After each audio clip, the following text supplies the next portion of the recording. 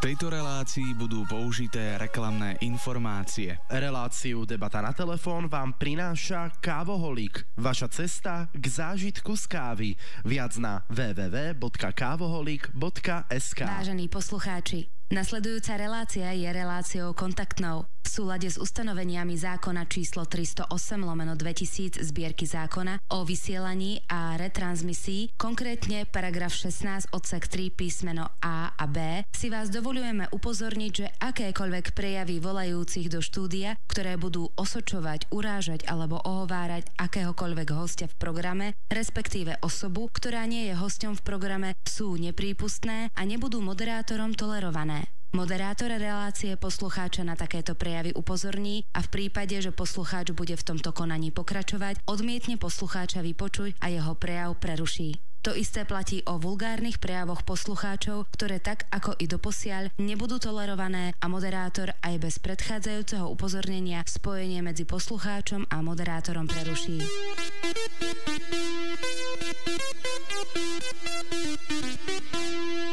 Debata na telefón.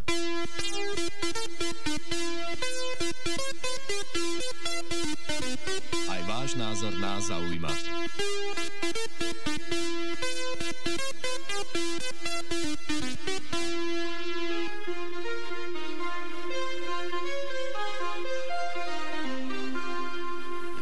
Príjemné nedeľné dopoludnie všetkým poslucháčom Rádia Frontinus. Zladíte všetko, čo chcete počuť a politickú reláciu a komentáre Debata na telefón s Dominikom Papalom. Rada pre mediálne služby iniciovala niekoľko správnych konaní v súvislosti s programom Debata na telefón. Programu vytýka slabonázorovú oponentúru moderátora. Frontinus SRO sa s tým nestotožňuje. Nebuďte však prekvapení, ak budem hosťom klásť viac doplňujúcich otázok, prípadne oponovať ich názorom. Niekedy možno aj zbytočne, aj na fakt, že deň nie je dobrý, ale zlý. Dnes to teda vyskúšame. Príjemný dobrý deň želáme doktorovi Tomášovi Salajovi, poslancovi Národnej rady Slovenskej republiky za stranu Sloboda a Solidarita, ktorý by mal byť na druhej strane telefónnej linky. Pán Salaj, počujeme sa, príjemný dobrý deň vám želám. Krásne a usmiaté ráno vám želám. Áno, počujeme sa. Tak príjemné a usmiaté ráno aj vám. Neviem teda, či pre vás usmiaté, ale ak beriete veci pozitívne na margo tých vecí, ktoré sa vám aktuálne v živote dejú, tak je to všetko fajn, ale predsa len poďme prejsť na začiatok tie osobné a zároveň politické nepríjemné otázky. Bolo na vás podané trestné oznámenie. Povedzte nám, v akej veci, už ste boli medzičasom počas tohto týždňa aj vypovedať na polícii, tak teda v akej veci na vás prišlo trestné oznámenie, pán poslanec? Minulý rok na jeseň pán bratislavský lekár doktor Peter Lipták, všeobecný lekár, podal na mňa trestné oznámenie nielen na mňa, ale aj na ďalších pár ľudí, Zuzanu Dolinkovú, Tomáša Druckera, Matúša Šutaja Eštoka, neskôr ešte aj na Juraja Drobu, bratislavského župana.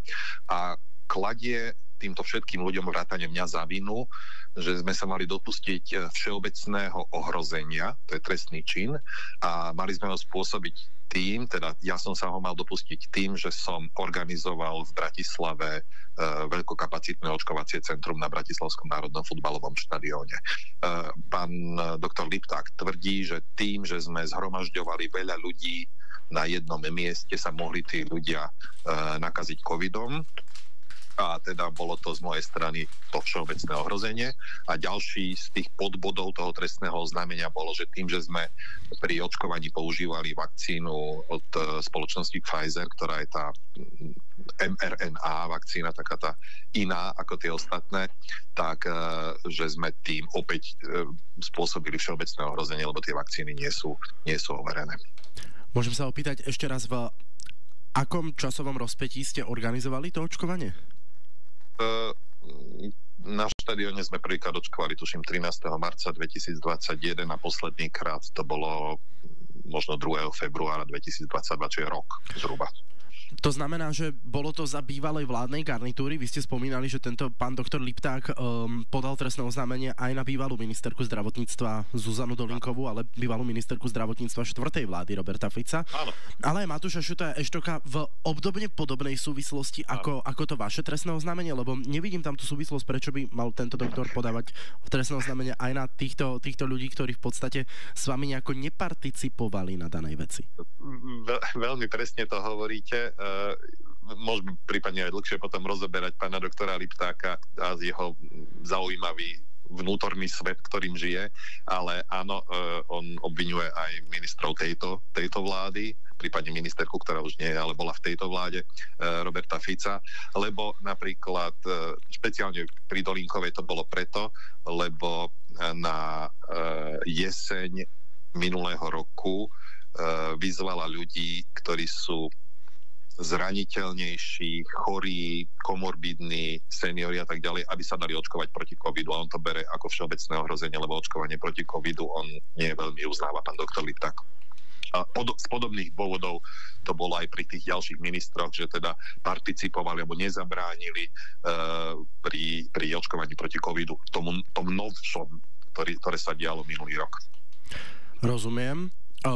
Samozrejme proti nejakému gustu žiaden dišputát, 100 ľudí, 100 chutí a každý má nárok na názor v demokratickej spoločnosti, pán doktor, ale predsa len by som prešiel ku tomu, že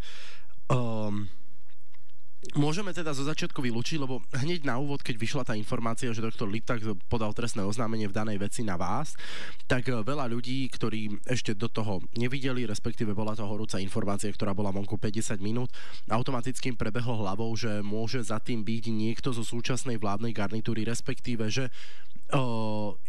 môže sa jednať o nejaký puč alebo o nejaký útok na opozíciu aj takýmto systémom, alebo teda už aj niektorí ľudia na Facebookoch a Facebookovia internetoví písači začali písať aj takéto veci, že za tým môžu stať ľudia zo 4. vlády Roberta Fica, avšak po pár hodinách neskôr sa ukázalo, že tie trestné oznámenia boli podané aj na súčasných ministrov. Kto vlastne konkrétne, vy ste povedali, že môžeme potom do hĺbky prebrať aj pána Liptáka, kto vlastne je pán Lipták, okrem teda toho, že je to lekár, ktorý nepodporoval očkovanie mRNA vakcínami, alebo teda celkovo očkovanie vakcínami proti covidu, tak čím je známy ešte? No dobre, máme teda dosť času, myslím, že tak môžeme trošičku pozrieť na históriu. Pán doktor Lipták je asi o 10 rokov starší odo mňa, čiže má okolo 60 rokov, 64 rokov, 64. Je všeobecný lekár v Bratislave, v Starom Meste. On začal ako závodný lekár pre Presscentrum. Presscentrum je taká budova v Bratislave, kde boli ešte za socializmu sústredené prakticky všetky printové médiá, teda noviny a časopisy, a on bol závodný lekár pre zamestnancov tých redakcií. To znamená, veľmi veľa novinárov bolo jeho pacientami. Čiže ak ste boli novinárom v Bratislave v roku 89-90, tak s veľkou pravdepodobnosťou ste chodili k Liptákovi ako začínajúcemu všeobecnému lekárovi. A on bol celkom taký akože mladý, dravý, komunikatívny a myslím si, že mnohé veci z tej medicíny, ktoré robil ako všeobecný lekár, teda z tej praxe robil dobre. Rovno poviem, že pán doktor Lipták nie je žiaden antivaxer. To ako aby sme si dali na rovinu, on pravidelne svojich starých klientov, ktorí potrebujú a veľmi im to pomôže, očkuje proti chrípke, proti pneumokokom. Inak toto ja radím naozaj starším ľuďom, že to je veľmi dôležitá vec, pretože veľká časť úmrtí u seniorov je spôsobená v zimných mesiacoch práve infekciou, či už zápalom pľúc alebo dôsledkom chrípky. Čiže on je, v tomto bol úplne že normálny. A potom v tých 90. rokoch, keď začali tie médiá, aj televízne, aj rádia vznikať komerčné, tak tí novinári, ktorí kedysi robili v tom presscentre, sa rozútekali do celej Bratislavy, ale zostali stále kapitovaní tohto svojho všeobecného lekára.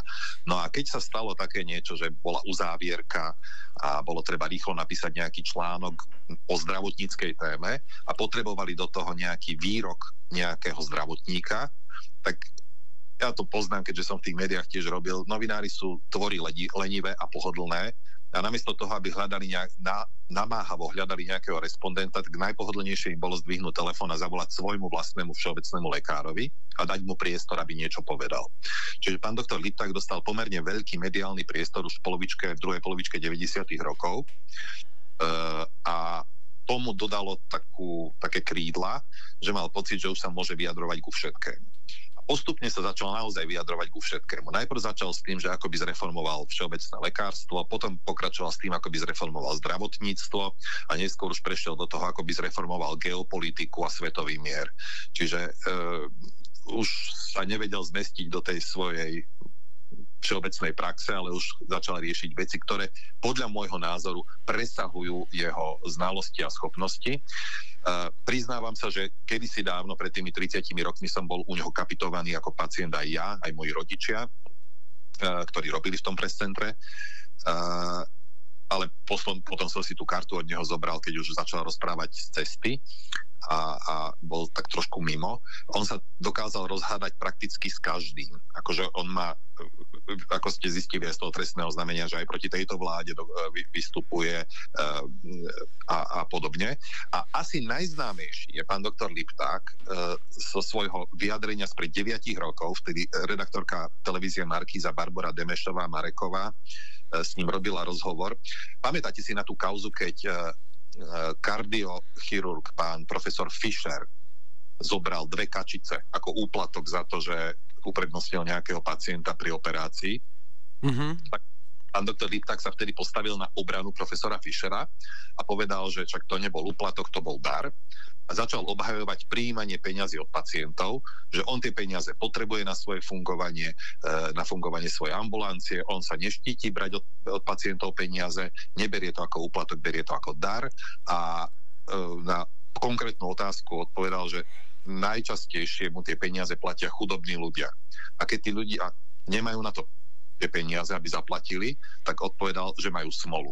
Toto je doktor Lipták, týmto si vlastne nezískava priazeň ani podľa mňa ani pacientov, a dokonca ani tých, ktorí sú radi, že na mňa bolo podané trestného znamenia a myslia si, že by som mal skončiť v base, tak toto je niečo, čo ich musí tak trošku ako prevetrať, že hálo, ten doktor nie je úplne v poriadku, ak sa chváli tým, že berie od pacientov úplatky nie úplatky, dary a že kto nemá peniaze, tak má smolu. Toto je teda doktor Lipták v kocke. Nie je veľmi akceptovaný svojou komunitou, teda všeobecní lekári s ním nesúhlasia. Slovenská lekárska komora s ním má problém. Lekársky odborári, teda Lekárske odborové združenie sa voči nemu vymedzuje. Ako je to taký, nazvem to troublemaker, niekto, kto robí stále ťažkosti, potížista, by povedali Česi. Rozumiem. Pán poslanec, vy ste boli tento týždeň na výsluchu, vypovedať na polícii. Čo bolo predmetom daného vypočutia? Samozrejme, že dané trestné oznámenie, ale skôr by ma zaujímalo to, že človek, keď vypovedá na polícii, ten, kto už bol niekedy vypovedať na polícii, tak vie a vidí na tom vyšetrovateľovi, že ako sa pozerá na to dané uznesenie, alebo teda na to dané trestné oznámenie. Či už teda čo konkrétne zaujímalo vyšetrovateľa, alebo teda čo môžete prezradiť, nám prezraďte. Aký ste vy mali samotný pocit z toho vypočutia na políciu vyšetrovateľa? No a teda ako ste sa cítili po tom danom výsluchu? Či to bol naozaj teda nejaký nonsens, už výmysel, už úplne kocúrkovo, alebo naozaj sa bavíme o tom, čo tak ako aj píšu médiá, že ak by ste dopadli v tomto procesnom, v tomto trestnom oznámení ako obvinený, tak vám môže hroziť až do živote?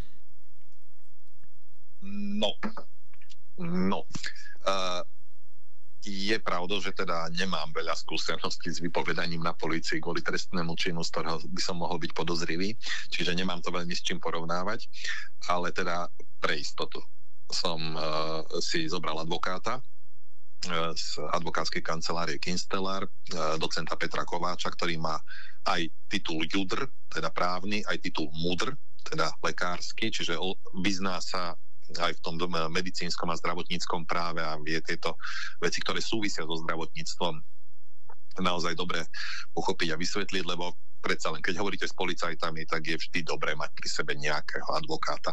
Jeden nikdy nevie, čo sa môže stať. Takže boli sme spoločne na tej polícii.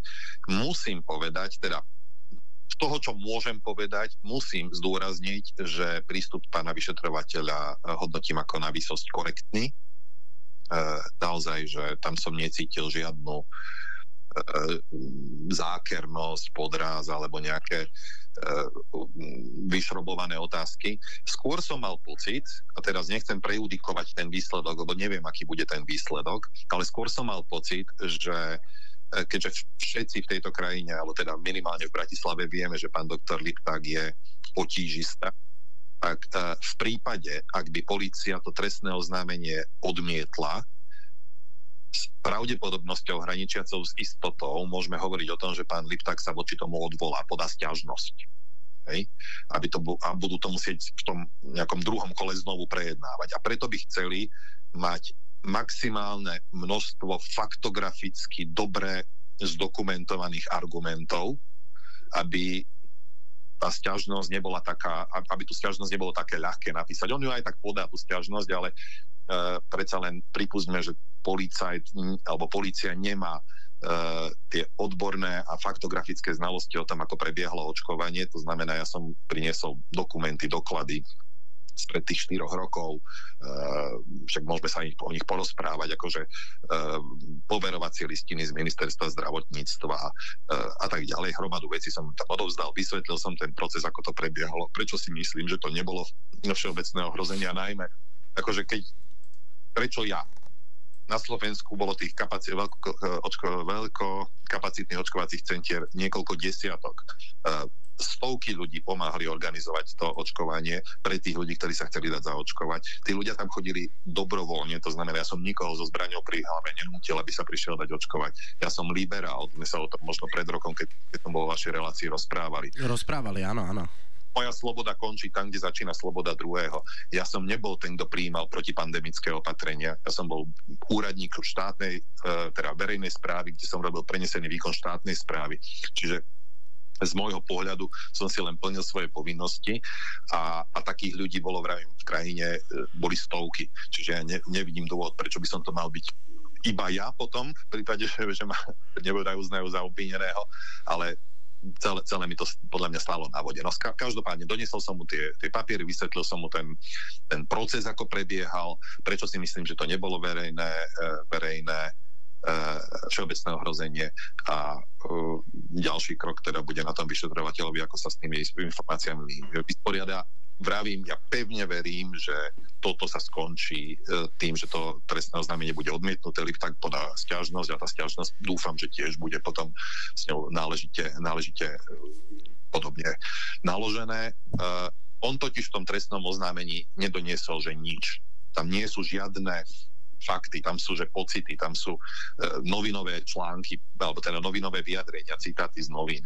On nepriniesol nejakú konkrétny prípad, že tento človek, ktorý bol na štadióne sa u nás očkovať, zomrel kvôli tomu, že vonku sa nakazil, lebo tam bolo veľa ľudí, ale nemal rúško alebo niečo. Lebo, viete, my sme veľmi, ale že naozaj, že veľmi dbali na tom, aby sme dodržali maximálne bezpečnostné opatrenia, rozostupy, rúška, dezinfekciu, absolútne plynulý proces, aby sa tam tí ľudia nezhromažďovali. To znamená, my sme to urobili, že tak plynule, ako sa to len dá. Tí, ktorí na tom štadióne boli, a to bolo asi 200,000 ľudí v priebehu toho roka, tak tí vedia a videli, že to bolo urobené s maximálnou snahou urobiť to bezpečne. Ten národný futbalový štadión, keď ho pán Kmotrík postavil, on ešte ani nebol poriadne v prevádzke a už sa začala pandémia a boli tam najnovšie technológie, či už je to technológie upratovacie alebo na filtráciu vzduchu. Tam bol, že taká metodika filtrácie vzduchu, akú nenájdete ani v nemocniciach alebo v telocvičniach. To boli iné miesta, kde sa po Slovensku očkovalo. Čiže za mňa sme urobili maximum preto, aby sme to urobili príjemné, dôstojné a najmä bezpečné pre tých ľudí. Čiže takto prebehol ten výsluh, ja som toto porozprával a odchádzal som odtiaľ podľa mňa, že spokojný, lebo tak nič som zle nespravil a podľa mňa som to tomu vyšetrovateľovi vysvetlil. Dal mi pár doplňujúcich otázok, keď niečomu nerozumel, ale to boli naozaj len také tie procesné. A čo je zaujímavé je, ale že to teda som laik v tom trestnom práve, že v prípade, že to trestné oznámenie bude odmietnuté, ja sa o tom príliš nedozviem. Akože nie som účastníkom toho, aby mi poslali o tom list. Ako môžu mi to povedať neformálne, môžu mi zavolať, ale nie sú povinní mi oznámiť, že to odmietli. To, čo sú povinní mi povedať, je, keď to príjmu a budú so mnou robiť nejaké ďalšie kroky, ale to, že to odmietnú, sa dozviem len tak, nazvem to neformálne. Rozumiem. Prejdeme teraz plynule, pán poslanec, ku aktuálnej situácii v slovenskom zdravotníctve. Vy ste boli z časti kritikom, dovolím si povedať, v istých krokoch ministerky Zuzany Dolinkovej. Ministerka Zuzana Dolinková podala demisiu v priebehu druhej polovice roka 2024. Už je to zo pár mesiacov, čo máme na čele rezortu zdravotníctva nového ministra, pána Kamila Šaška. Ako hodnotíte prácu Kamila Šaška doteraz? Je za vás lepší a viac zdravejší, alebo vedeli by sme to opísať inak, možno s lepšími nápadmi a s inou takou možno iniciatívou pristupuje ku vedeniu rezortu ako Zuzana Dolinková? Ako hodnotíte jeho prácu dodnes? No už musím povedať, že Dolinková bola pre mňa veľkým sklamaním. Hej, to asi nie som jediný v tejto krajine. Viac sa venovala Instagramu, než riadeniu rezortu. Je to vidno, že sa v zásade ani nič nezmenilo. Ale úplne ešte predtým chcem povedať, že hoci som opozičný poslanec a túto vládu kritizujem, nie som s ňou spokojný, tak programové vyhlásenie 4. vlády Roberta Fica v oblasti zdravotníctva je napísané dobre. Naozaj dobre, toto musím akože férovo priznať. To, čo chceli robiť počas tohto volebného obdobia, si napísali do programu dobre. Jediný háčik je, že to nerobia, to, čo si tam napísali. Dolinková s tým nerobila, že vôbec nič. Šaško by možno aj chcel. Akurát od chvíle, keď nastúpil do tej funkcie, rieši jeden jediný problém. A to je vzbúra Lekárskeho odborového združenia výpovede lekárov. To znamená, celé ministerstvo, nielen Šaško, ale celé ministerstvo od hlavy po pety dňom i nocou robia iba na tom, ako odvrátiť výpovede, ako vyhovieť požiadavkám lekárskych odborárov a v zásade ničomu inému sa to ministerstvo nevenuje sa ambulantnému sektoru, nevenuje sa dostupnosti starostlivosti, nevenuje sa poplatkom v ambulanciách, nevenujú sa dostupnosti liekov. Ako minule som bol otcovi kupovať nejakú mastičku za, neviem, možno za 3 €, ale nie je, lebo ju nemáme. Neviem, prečo ju nemáme. Ako neriešime problémy zdravotníctva, len hasíme ten požiar, ktorý v zásade stál Dolinkovú miesto. Dolinková neodišla len tak sama od seba, odišla vtedy, keď vláda Roberta Fica pristúpila ku konsolidácii, k šetreniu na úkor zdravotníctva.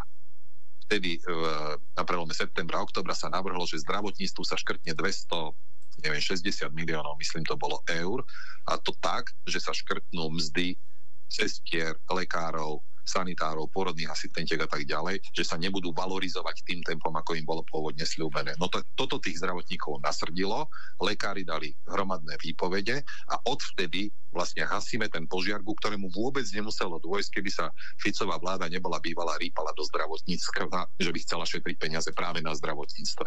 No a tým pádom Šaško v tejto chvíli vie ukazovať len tú schopnosť, že či je schopný zmanéžovať tieto rokovania. Mne je Kamil Šaško, čo sa týka svetonázoru, keď z tých rozhovorov, ktoré som s ním mal, ako sympatický. Je to technokrat, je to človek, ktorý na to pozerá naozaj ako manažér. Naozaj zdravotníctvo potrebuje manažéra na svojom čele. Akorát, vravím, zatiaľ nebola šanca, aby prejavil čokoľvek iné, len to hasenie požiaru, ku ktorému vôbec nemuselo dôjsť. A zatiaľ ešte minimálne ďalší mesiac alebo 2 budeme v tomto móde pokračovať. Čiže stratili sme v tejto chvíli možno, keď povedzme tak, rok aj štvrť, možno rok a pol v zdravotníctve, keď sa v zásade nič neurobilo a len sa hasia požiare, ktoré nemuseli byť. To znamená žiadne rozvojové plány. Doteraz netušíme, kde bude stáť, či vôbec bude stáť nejaká koncová nemocnica na Slovensku. Netušíme, čo bude s tými poplatkami, netušíme, čo bude s dostupnosťou zdravotnej starostlivosti. A ja mám pocit, že to zdravotníctvo chátra. To ľudia musia na vlastnej koži pocítiť. Rozumiem. Pán poslanec, ja by som sa teda pristavil pri tých výpovediach lekárov a pri teda Lekárskom odborovom združení. Naozaj im Sú ich požiadavky oprávnené? Áno, vieme, že sa podpísalo nejaké memorandum za vlády Igora Matoviča, potom sa Igor Matovič vyjadril, že ani nevedel, čo podpisoval a tak ďalej. Všetci si veľmi dobre pamätáme na tieto hrôzostrašné dni, ktoré sa diali vtedy. Čo vláda, tak to... A ruku na srdce, ale pán poslanec. Čo vláda, to pán Vysolajský a Lekárske odborové združenie štrajkujú. Každá jedna vláda, nie len vláda Roberta Fica, mala to aj vláda Igora Matoviča, majú lekári problém. Áno, viem a obaja sa taktiež zhodneme na tom, že slovenské zdravotníctvo celkovo, keď to zglobalizujeme, slovenské nemocnice nie sú v stave, v akom by sa patrilo na rok 2025 a na druhú štvrtinu 21. storočia po viac ako 30 rokoch samostatnosti, kedy sa nám kedysi sľubovalo malé Švajčiarsko, ale aj cez to všetko súhlasíme obaja s tým, predpokladám, pán poslanec, že lekári by mali mať naozaj dôstojné podmienky, či už platové, alebo technické, alebo aj pracovné na to, aby mohli vykonávať svoju pracovnú činnosť. Ale neprídu vám niektoré požiadavky, a obzvlášť to, že čo vláda, tak to má Lekársky odborový zväz problém. Trošku prehnané a vyhrotené? No, chcel som vám skočiť do reči s tým Matovičom. Áno, boli to hrôzostrašné chvíle, keď vládol v tejto krajine. V tom sa absolútne zhodneme. A jedna z tých vecí, ktorú nezvládla vláda, v ktorej pôsobil, bolo aj to rokovanie s odborármi vtedy. Zopakujem ešte to, že nemuselo k tomuto teraz dôjsť, keby nebola vláda Roberta Fica ako pchala šrobovák do tejto zástrčky, že ideme ušetriť na zdravotníkoch. Keby sa toho neboli chytali, tak sme nemuseli riešiť túto situáciu. A áno, tie požiadavky Lekárskeho odborového združenia mi prídu v niektorých bodoch prehnané a preto som sa nepriklonil ani na jednu z tých dvoch strán počas tohto sporu. Ja vyčítam vláde, že spôsobila túto krízu. Ja tomu hovorím ako v tenise, že to bola nevinútená chyba, lebo to nemuseli robiť.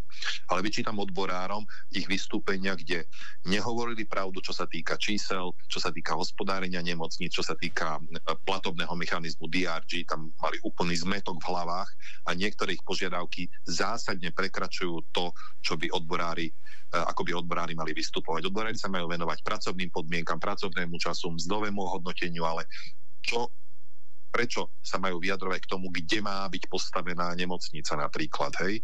Alebo k veciam, ktoré patria do kompetencie odborných spoločností. Ale hold, táto vláda Roberta Fica je najslabšia vláda Roberta Fica z tých všetkých 4, ktoré mal. V čom konkrétne? No v čo však nemá väčšinu v parlamente, má takú veľmi labilnú väčšinu v parlamente, sa im to tam akože takto slabý Robert Fico nikdy nebol. No ale premostím to, že Peter Vysolajský a Lekárske odborové združenie majú vzácny čuch na to zistiť, že vláda je slabá. Lebo oni neštrajkovali, neprotestovali za všetkých vlád. Oni protestovali a štrajkovali len vtedy, keď bola vláda v rozklade. Bolo to za Ivety Radičovej, keď sa rozpadala vláda kvôli Eurovalu. Bolo to za Eduarda Hegera, keď sa vláda rozpadala kvôli konfliktu medzi SAS a Matovičom. A je to teraz, keď vláda nedokáže poskladať väčšinu, pretože v kluboch Slovenskej národnej strany a strany Hlas akože sú takí vzbúrenci, že tá koalícia nemá ani len 75 poslancov na presadenie niektorých zákonov. A v takých situáciách sa veľmi dobre robia tieto nátlakové akcie, lebo vtedy viete veľa z tej slabej protistrany vydobiť. Čiže ja si myslím, že toto je ten hlavný problém, že Lekárske odborové združenie na čele s Petrom Vysolajským je schopné vycítiť tú slabosť protivníka, teda vlády, a vtedy pritlačia.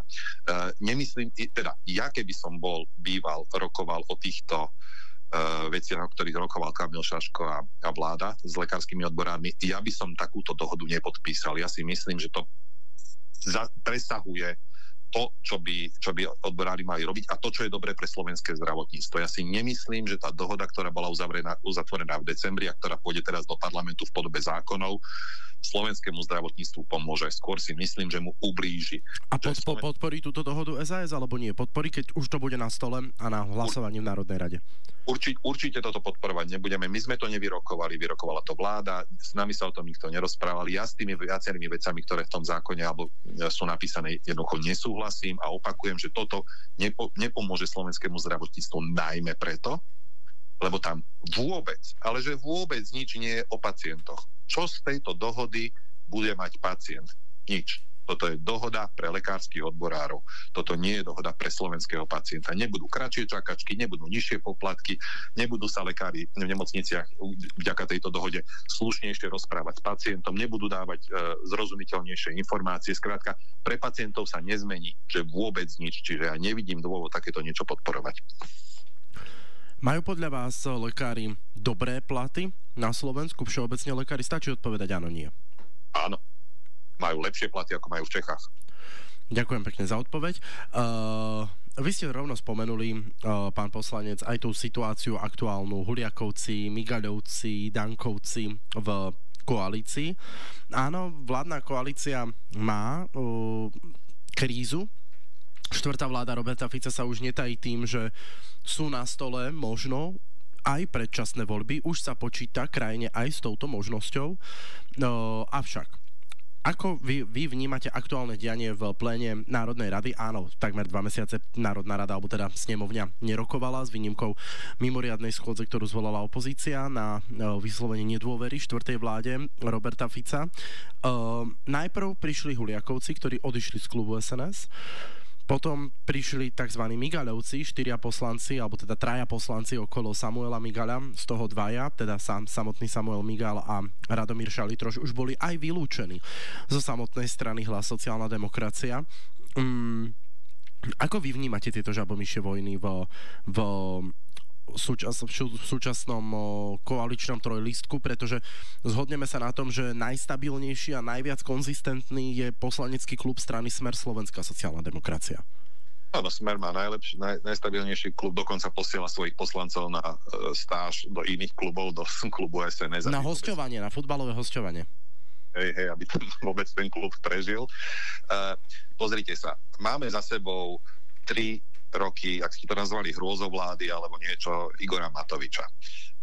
Slovensko mu v roku 2020 dalo veľkú dôveru a on tú dôveru šialeným spôsobom premrhal. Rozhádal sa s každým, s kým sa mohol a ľudia sa už ku koncu toho obdobia na to nemohli pozerať. Aj tí ľudia, ktorí mu dali tú dôveru, nakoniec si povedali: Ježiši Kriste, je tu úplný chaos, akože je to rozbité, nefunguje to, potrebujeme normálnu, pevnú, stabilnú vládu. A toto im Robert Fico vo voľbách 2023 sľuboval, že toto treba ukončiť. Ja tým ľuďom, ktorí sa takto rozhodli, že zvolili dnešnú koalíciu, absolútne rozumiem. Nie, že by som s nimi súhlasil, ale rozumiem im, pretože na to sa nedalo vtedy pozerať. Ale namiesto toho, aby Robert Fico doniesol pevnú koalíciu, pevnú vládu, ktorá nebude zaťažená takými hádkami, ako to bolo za Matoviča, tak namiesto toho sme tu svedkami toho istého v bledomodrom. To znamená, opäť je tu akože prestrelky medzi koaličnými poslancami, nejasná parlamentná väčšina, neprechádzajú zákony, neobsadzujúca funkcie v štátnej správe. Nám chýba sudca na ústavnom súde už 1 rok. Nemáme šéfa slovenskej televízie už 3/4 roka. Keď zostaneme pri zdravotníctve, tak Všeobecná zdravotná poisťovňa, štátna poisťovňa namiesto 3 top manažerov, členov predstavenstva, má len 1, lebo sa nevedia dohodnúť na tých politických nomináciách. Teraz Huliakovci hovoria, že chcú ministerstvo. To znamená, že im tu ide o fleky. A ako keby pozerám také déjà vu, pozerám sa na to isté, na čo som sa tu pozeral za Matoviča, akurát sa na to pozerám za 4. Fica. Ako toto tých ľudí musí vyčerpávať, lebo namiesto toho, aby sme tu riešili skutočné problémy tejto krajiny, to je zdražovanie, to je zvyšovanie daní, to je energie, to je dostupnosť zdravotnej starostlivosti, to je dostupnosť sociálnych služieb, to je katastrofálny stav školstva, tak namiesto toho tu riešime úplne zástupné blbosti. A samozrejme prekáračky medzi koaličnými poslancami.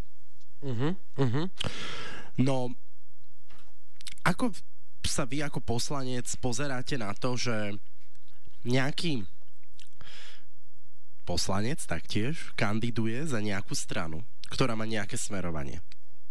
Ak to mám veľmi zovšeobecniť a dať to do nejakej teoretickej roviny, potom sa dostane s týmito ideálmi a s touto ideológiou a s týmto ľavicovým, pravicovým, liberálnym, komunistickým, sociálno-demokratickým, bledým, modrým, fialovým, dúhovým názormi na kandidátke danej strany do pléna Národnej rady, kde sa dostal preto, lebo ľudia ho kružkovali na základe toho, že táto strana je ľavicová, táto strana je červená a bude tu plniť sociálno-demokratické hodnoty, ktoré presadzuje. A potom tento daný poslanec, ktorý taktiež hlásal v kampani tieto idei, začne nejako rebelovať, začne ísť proti novému predsedovi strany, ak sa teda konkrétne teraz bavíme pri tej sociálnej demokracii v strane Hlas sociálna demokracia, a začne ísť v podstate svojím spôsobom proti vlastnej strane, čo sa týka názorom, a začne sa vymykať a začne sa odchádzať z klubov a podobne. Keď sa rozprávam s občanmi na mnohých protestoch, keď chodím natáčať reportáže, tak ľudia, občania, takmer 3/4 z nich má názor taký, že keď sa rozhodne nejaký poslanec vystúpiť z klubu, mal by automaticky, alebo teda prejsť do inej strany, mal by automaticky stratiť mandát poslanca, poslankyne Národnej rady Slovenskej republiky, pretože sa kvázi spreneveril tej strane, na ktorej kandidátka na základe jej ideí sa dostal do toho pléna. No, malo by sa toto zmeniť v zákone? Nie. Nemyslím si. Ľudia tam, poslanec hlasuje podľa svojho vedomia, svedomia, viete. Nejdem tu zastávať Migala, pretože dejiny majú rady zradu, ale nie zradcov. Ale chcem povedať, že Samuel Migal vám môže protiargumentovať s kolegami s tým, že on ten program tej strany naďalej dodržiava. Ten, kto sa od toho programu tej strany vzdialuje, je tá strana samotná, jej vedenie. Lebo ak sa zblázni vedenie strany a začne presadzovať niečo iné, ako sľubovalo pred voľbami, nemajú tí poslanci nie že morálne právo, ale dokonca povinnosť voči tomu vystúpiť. Ako dnes musím povedať, že to, čo hlása strana Hlas, sa zásadne líši oproti tomu, čo hlásala pred voľbami.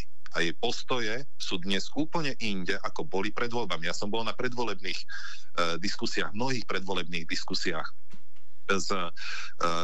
najmä kvôli zdravotníctvu, kde sme sa rozprávali a diskutovali, a tam tá strana sa profilovala úplne inak, ako sa profiluje dnes, keď je v koalícii so stranou SNS a so stranou Smer. Ako strana Hlas bola naozaj posunutá do toho, teda bola pôvodne koncipovaná ako sociálna demokracia, ako príjemne ľavicovo-liberálna strana, a tá koalícia so stranou SNS a Smerom ich sťahuje do takého fašizoidného alebo pravého extrému a oni sa voči tomu nebránia. Čiže ja nie som úplne presvedčený o tom, že by mali sme uplatňovať tzv. Imperatívny mandát. To je to, čo hovoríte, že teda keď poslanec opustí rady nejakej strany, tak musí odísť a strana si zaňho dá niekoho poslušného, kto bude stláčať gombiky, tak ako povie. Nie, myslím si, že poslanci majú byť slobodní, lebo reprezentujú voličov, ktorí im dali tú dôveru vo voľbách. Ale keďže ja si myslím, že dnes je to tak rozhádané, že nedokáže vládna koalícia normálne vládnuť, neprechádzajú jej zákony, je tu chaos, ktorého sme svedkami na každom kroku, a popri tom ľudia zažívajú nepríjemnosti, zdražovanie, nedostatočnú zdravotnú starostlivosť a tak ďalej, tak tá vláda má ísť od toho. Normálne najférovejšie riešenie je vyhlásiť predčasné voľby a ísť od toho a požiadať občanov znovu o rozdanie kariet a o nový parlament, v ktorom budú lepšie zastúpené názory ľudí, ako sú v dnešnom. To ste Adam ale asi nemysleli vážne s tým fašizoidným smerovaním súčasnej vládnej koalície. Predsa strana Smer, Slovenská sociálna demokracia, bola od začiatku ľavicová strana s ľavicovými hodnotami, sociálno-demokratickými hodnotami. Áno, SNS sa bavíme o krajnej pravici, ale pri strane Smer a Hlas sociálna demokracia sa bavíme o dvoch ľavicových stranách, a to sú dve najväčšie strany súčasného vládneho trojlistka. Nejdem s vami teraz riešiť politologické posuny, ale sú reprezentanti aj v strane Smer, ktorí sa vôbec netajia takými extrémne pravicovými, nie ľavicovými, ale extrémne pravicovými postojmi, čo sa týka ľudských práv alebo takýchto vecí. Spomeniem za všetkých pána poslanca Gluka. Rozumiem, je to váš názor, samozrejme. Myslím si, že vyše tu viac ako 30 minút na tú spoločnú časť moderátor versus host sme spoločne vyčerpali, tak po 15-sekundovej prestávke na naše kontakty pôjdeme ku prvému telefonujúcemu a volajúcemu na našu telefónnu linku 041 76 333 33. Toto sú naše kontakty. Našim dnešným hostom je doktor Tomáš Salaj, poslanec Národnej rady Slovenskej republiky za stranu SAS. Telefonujte 041 76 333 33. SMS-kujte 0903 398 983. Mailujte studio@frontinus.sk. 041 76 333 33 je telefónna linka, na ktorú už niekoľko minút aktívne telefonujete. Prvý poslucháč by mal byť už v éteri a mali by sme sa počuť. Príjemný dobrý deň, ste v éteri a váš priestor na položenie otázky Tomášovi Salajovi je 60 sekúnd. Nech sa páči. Tak, host nám spadol z linky, respektíve nie host, ale poslucháč. Príjemný dobrý deň, ste v éteri a váš priestor na položenie otázky 60 sekúnd. Dobrý deň, poslucháč Jozef. Ja vás zdravím oboch. Pán Salaj, nemôžem vás nazvať, že doktor titul nemôžem vám dať, lebo na začiatku relácie ste svojich kolegov poopľúval.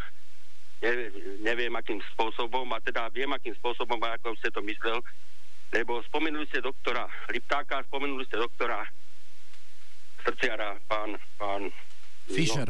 Fischer. Viete, ten pán doktor, čo operoval srdcia, niečo tu odovzdal na Slovensku, niečo za ním je vidieť. A nie málo. Takže vy mu nesáhate ani počlenky. Po prvé. Po druhé, vaše očkovacie centrum, či si nemyslíte, že očkovať by mal obvodný lekár, ktorý pozná pacienta a nie na štadióne. Tam to nepatrí takáto vec. Ja si myslím, takéto vážne očkovanie má robiť obvodný lekár, ktorý i pozná svojho pacienta, že či to príjme, nepríjme. Ďalšia vec. Teraz povedzte odborne na vašich kolegov, tých psychológov, ktorí aj na súdne procesy píšu správy, keď poslali hen taký otvorený list a podpísali sa. Čo si o tom myslíte, že či sa dá diagnóza určovať na diaľku? Ďakujeme pekne, vyše minútky ubehlo. Pán Jozef, vyše minútky ubehlo. Ak dovolíte, musí vás dať dole z linky. Pravidlá relácie sú jasné, 60 sekúnd na položenie otázky. Pán Salaj, nech sa páči vaše odpovede na posluchácké otázky. Áno, pánovi Jozefovi ďakujem za otázky. Taktože naozaj dobré otázky. Tá prvá, ja som Fischera nekomentoval, len vravím, že Lipták komentoval Fischera tým, že začal obhajovať prijímanie úplatkov v ambulancii. K Fischerovi som sa nevyjadroval. Lipták obhajuje to, že od pacientov vyberá peniaze a najmä od chudobných. A to sa mi zdá byť zvrátené a to treba kritizovať. A za to budem kľudne pána Liptáka opľúvať aj verejne. Po druhé, že či by nemali očkovať pacientov očkovať všeobecní lekári, samozrejme by to bolo super a najlepšie riešenie. Nie, ja som bol autorom toho rozhodnutia vládneho, že budeme robiť veľkokapacitné očkovania. Každopádne tie vakcíny nebolo možné v tom čase distribuovať v takých množstvách do tých ambulancií a najmä priemerný všeobecný lekár má dneska asi 1600-1700 pacientov. Na to, aby ich všetkých dokázal zaočkovať, by potreboval výrazne viac času a kapacity, než to bolo možné na tých očkovacích centrách. Veľmi som sa snažil a naozaj som vylepšil ministerský dotazník, pri ktorom sme zisťovali možné kontraindikácie proti očkovaniu.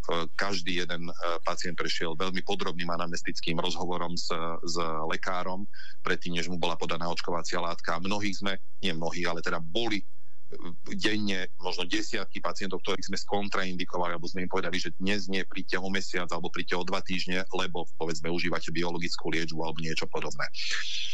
No a tá posledná, už som teraz zabudol, čo bola tá posledná otázka? Ohliadajúci lekár, aj mi to vypadávalo, lebo bolo tam naozaj toho veľa. Fischer, Lipták, ohliadajúci lekár, že má očkovať, a zároveň to, čo sa týka, že nesiahate ani jednému, ani druhému, ani počlenky a zdá sa mi, že sme asi vyčerpali všetky dotazy pána Jozefa. Navrhujem ísť ku ďalšiemu telefonátu. 041 76 333 33. Príjemný dobrý deň, ste v éteri a váš priestor na položenie otázky 60 sekúnd. Haló, nepočujem. Nech sa páči, ste v éteri a váš priestor 60 sekúnd na položenie otázky. Počujeme sa, príjemný dobrý deň. Haló, zložím. Nech sa páči. Tak, asi nie. 041 76 3. Môžem? Už som spomenul na tú Jozefovu, to boli tí psychiatri. To bola posledná otázka, bola na ten otvorený list psychológov a psychiatrov k zdravotnému stavu alebo duševnému zdraviu pána premiéra. Úprimne poviem, ani ja nie som úplne nadšený z psychiatrizácie a psychologizácie politiky a k diagnostike na diaľku, čiže aj ja prejavujem istú dávku rezervovanosti voči takejto aktivite. Na druhej strane sú to občania tejto krajiny a majú právo vyjadriť svoj názor, rovnako ako ten názor vyjadrili aj iné odborné spoločnosti, ktoré ale už nediagnostikovali toho pána predsedu vlády z nejakej duševnej choroby alebo nespôsobilosti vládnuť tejto krajine, ale skôr ho vyzývali k tomu, že by bolo dobré, aby sme túto krajinu zmierili. My sme tu rozhádaní, my sa tu rozhádávame kvôli vakcinácii, my sa tu rozhádávame voči Ukrajine, my sa tu rozhádávame voči bambiliónu vecí, ale musíme tu na tomto Slovensku spoločne žiť. Sused vedľa suseda, kolega vedľa kolegu, otec s deťmi, súrodenci, všetci majú rôzne názory, ale nejakým spôsobom tu treba tú situáciu upokojiť. A toto je výzva, aj moja výzva na pána predsedu vlády, lebo je to jeho zodpovednosť, aby neprilieval olej do ohňa, ale snažil sa toto zmierenie nejaké nájsť. Ja chápem, že sa nedohodneme na hromade tém, chápem to, ale aj zajtra vyjde slnko, aj zajtra pôjdeme do roboty, aj zajtra sa naše deti budú stretávať v škole, v škôlke a nejakým spôsobom to Slovensko musíme posunúť dopredu. Napriek tomu, že tu máme rozdielne názory a možno extrémne rozdielne názory, máme hľadať nejaký prienik medzi nimi, aby sa nám tu naozaj dobre žilo, aby sme neboli neustále frustrovaní a zachmúrení. Ja tak uvažujem retoricky možno, prečo sa títo psychiatri a psychológovia neozvali v rokoch 20 až 21, keď bol predseda vlády Igor Matovič. Mohli tiež, to sa tiež mohli, to je pravda, tam by si to tiež zaslúžilo. Ale opakujem, nechcem robiť psychiatrizáciu pána Igora Matoviča cez jeho verejné vyjadrenia, ale tu sa absolútne zhodneme. 041 76 333 33. Príjemný dobrý deň, ste veteri a váš priestor na položenie otázky 60 sekúnd. Dobrý deň, prajem. Viete čo, pán doktor, vy, čo počúvam vás, vy len kidáte a špinite celú koalíciu. Ja neviem, ako sa to tam dohodnete, keď vy máte lepšie nápady, prečo im nepomôžete, prečo ich dlavíte. Už ste rozbili, vy ste zo Sasky, rozbili ste už minulú vládu Hegerovú a Matovičovú. Gerling nevie, čo vraví, že táto vláda drancuje ľudí Slovenska. Vy ste ju vydrancovali z roku 2020-2023. Šimečka a Gerling chodí po školách, štve mladých ľudí proti panu Ficovi. On zodpovedný, Šimečka aj Gerling, aj celá opozícia za smrť tých mladých ľudí, čo sa zabíjajú v školách. A dajte už pokoj tejto koalície, nechajte ich pracovať. Takú špinavú opozíciu sme ešte v živote nemali. Ďakujeme veľmi pekne, minútka ubehla. A nech sa páči, pán poslanec. Ja by som ich nechal pracovať, ale oni nemajú väčšinu. Oni sa rozhádali medzi sebou. To je to, čo ja tu konštatujem. Že samotná vláda nie je schopná vládnuť a preto hovorím, nech ide od toho, lebo tá koalícia asi by mala vyzerať inak. SNS-ka nemá ani len dosť poslancov na to, aby mala vlastný klub, že im musí Smer pomáhať. To jednoznačne. Po druhé, ja som tu nebol v minulom volebnom období, ja som nebol v politike, ja som bol vo verejnej správe na Bratislavskej župe a to, prečo som dnes v politike, je preto, že som sa na to nemohol pozerať, ako to za toho Matoviča vyzeralo. S týmto telefonujúcou pani absolútne súhlasím, že to tu bolo šialené. Tie atomovky nás stáli obrovské množstva peňazí, ktoré sme nemali a áno, kvôli tomu treba konsolidovať. Akurát konsolidovať treba a šetriť treba tak, že budeme každé euro dvakrát v ruke obracať a nie, že budeme vyhadzovať peniaze na sprostosti, ako je napríklad ministerstvo športu. Komu tým prospejeme, že budeme dávať peniaze na ministerstvo športu a potom nám budú chýbať v zdravotníctve alebo v školstve alebo na postavenie opravu mostov. Máme mosty v dezolátnom stave a to nie je vina Matoviča, to je vina 20 rokov všetkých vlád doteraz, ktoré sa nestarali o túto krajinu. To, že máme v šialenom stave duševné zdravie, opäť nie je vina jedného človeka alebo jednej vlády, ale to, že sme sa dlhodobo týmto problémom nevenovali a namiesto toho sa venujeme skutočne zástupným témam. No a pani ma ešte vyzvala k tomu, že prečo nechcem tejto koalícii pomáhať. Ja nie som ten, kto stojí na barikáde s horiacím mečom. Ja tu nie som ten človek. Ja som človek, ktorý chce, aby zdravotníctvo dobre fungovalo. Som v zdravotníckom výbore parlamentu, kde máme naozaj korektnú komunikáciu s koaličnými poslancami. Naozaj korektnú. Pána doktora Baláža, predsedu výboru, si veľmi vážim. A prinášam tam konkrétne, praktické, pragmatické riešenia, ako veci zlepšiť. Akurát tým, že to predloží nejaký opozičný poslanec, to a priori cez koaličných poslancov neprechádza. Čiže napriek tej našej úprimnej snahe pomôcť tejto krajine a pomôcť napríklad aj vládnej koalícii s nejakými riešeniami, tak z politických dôvodov sa oni zaseknú a povedia si, toto navrhol opozičný poslanec, to nemôžeme schváliť. A jediný spôsob, ako dokážem zmeniť veci k lepšiemu je, a to už sa mi teda párkrát podarilo, a pravím, že sa o to naozaj úprimne snažím, bolo tak, že som napísal ten návrh zákona, alebo ten návrh paragrafu, ktorý by mal zlepšiť niektoré veci v zdravotníctve.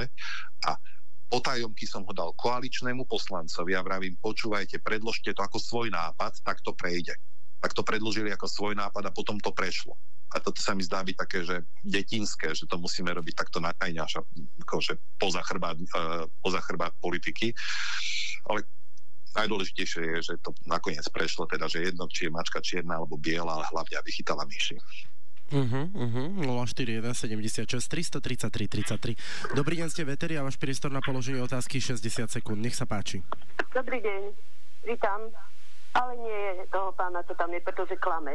Zavádza ľudí a povedzte mi, pán doktor, keď ste pán doktor, prečo nepracujete ako lekár, ale prečo ste sa dal do politiky? Ste vôbec dobrý lekár? A opozícia je len múdra, keď je v opozícii a klame všetci, ktorí ste v opozícii, ste strašne múdri. Tedy viete všetko. Máte patent na rozum. A ešte vám chcem povedať, vakcíny, ktoré ste ľuďom vtedy sa dávali, prosím vás, vy ste to nahnali tých ľudí ako také stádo. Dokonca si urobili núdzový stav. Bolo všetko uzavreté. Ľudí ste nechceli pustiť do práce. Na základe papierov ľudia museli chodiť do práce, pretože by boli vyhodení. Striekali ste ľudí, hej, keď štrajkovali týmito hadicami, hej, vodou, projektami gumovými. Prosím vás, o čom toto vyprávate? Pán doktor, neklamte a nezavádzajte. A doktori, prečo stále pýtajú a chrabu platy? Nech sa tu zoberú doktori aj z Afriky, mne to je jedno. Len nech tu máme ľudí, aby ľudia boli ošetrení, aby ľudia mali pocit, že teda sa o nich postará. Nie ako vy. Vy len stále klamete. Ďakujeme pekne. Vyše minútky ubehlo. Musím vám dať dole z linky. Nech sa páči, pán poslanec. No jo, ja rozumiem, že ľudia sú frustrovaní, ale nerozumiem teda, čo pani vyčíta konkrétne mne. Ja som nikoho nestriekal hadicami, ani projektilmi, ani som tu nezavádzal núdzový stav, ani som nezakazoval ľuďom cestovať z okresu do okresu. Práve naopak, myslím si, že toto boli chyby Matovičovej vlády, o ktorej som tu už, akože sme sa v tej prvej polhodine niekoľkrát rozprávali, a bolo by fajn ich naozaj preveriť a prešetriť, akurát pán Kotlár namiesto toho, aby riešil a preveroval toto, že či tieto veci boli správne a či niekomu pomohli alebo nepomohli, tak namiesto toho si kupuje mikroskop a pozerá sa na vakcíny pod mikroskopom, čo mi príde úplne detinské. Rozumiem, že túto krajinu treba upokojiť, lebo takýmto spôsobom pri takýchto vášňach, keď sa navzájom nepočúvame a nechceme sa počúvať, sa ďaleko nedostaneme. Mňa to naozaj že mrzí, že máme takúto atmosféru spoločnosti. A preto som aj vyzýval pána premiéra pred chvíľočkou, nech radšej tú situáciu upokojuje, nie že prilieva olej do ohňa. Ja by som chcel, aby sme tu žili pokojne a aby sme naozaj zlepšovali tie podstatné sektory, napríklad to zdravotníctvo. Pani veľmi dobre hovorí, však veď súhlasím s ňou, ona súhlasí so mnou, akorát tvrdí, že klamem, že to, čo už teraz tí lekársky odborári chcú, je za hranicou toho, čo je prípustné, normálne, na čo máme. A viete, kto najviac kladie odpor toho, aby sme sem dostali lekárov zo zahraničia. Napríklad, keď utekajú pred vojnou z Ukrajiny lekári a zdravotné sestry, najväčšími odporcami boli práve lekársky odborári, aby sem prišla konkurencia, ktorá by im mohla nebodaj možno prispieť k tomu, že sa znížia mzdy, alebo budú ochotnejší pracovať za menšie mzdy, alebo prinesú novú krv, alebo niečo podobné. Myslím si, že napriek tomu, že pani hovorí, že klamem a že so mnou nesúhlasí, hovoríme o tom istom. Hovoríme o tom istom probléme, hovoríme o tých istých riešeniach. 041 76 333 33 a ďalší poslucháč by mal byť na telefónnej linke. Dobrý deň, ste v éteri a váš priestor na položenie poslucháckej otázky 60 sekúnd. Nech sa páči. Ste v éteri, nech sa páči. Haló? Ste v éteri, nech sa páči.